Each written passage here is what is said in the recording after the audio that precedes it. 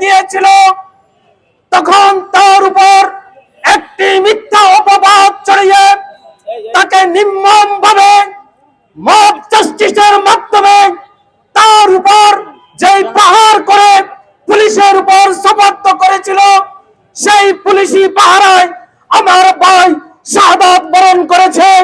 তার প্রতিবাদে আজ আমরা আমাদের এই বিক্ষোভ সমাবেশের আয়োজন করেছি। শান্তিপ্রিয় কুমিল্লাবাসী, সংগ্রামী আজকের উপস্থিতি, আমরা একটি কথা বলতে চাই, দেশ স্বাধীনের পর থেকে আজ পর্যন্ত সুন্নিরা কোথাও একটি বোমা মেরেছে, কোথাও বুলেট মেরেছে, কোথাও অস্ত্র নিয়ে হামলা করেছে, এরকম ইতিহাস এই বাংলাদেশে নাই। তারপরে মিথ্যা অপবাদ দিয়ে একটি মায়ের একটি সন্তান আল্লামা রইসউদ্দিনকে আজকে তারা নির্মমভাবে শাহাদাত বরণ করে মায়ের কোলকে খালি করেছে, শিশুকে এতিম করেছে।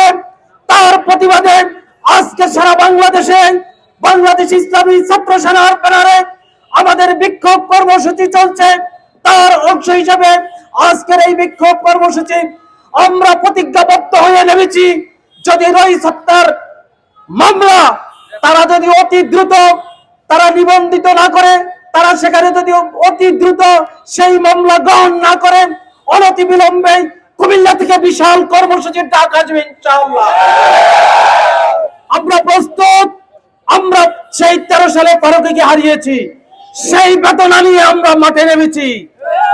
আমাদের সেই বেদনা এখনো আমাদেরকে পাত্রে ঘুমাতে দিচ্ছে না।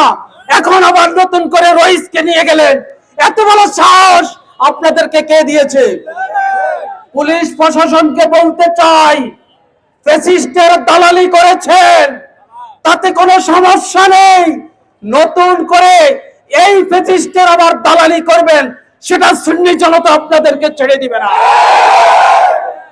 কত নির্মম ইতিহাস! আমার ভাই পানি চেয়েছে, সে যেন বাইলা মাছের মতো পানিটা সামনে দিয়ে আবার নিয়ে যায়।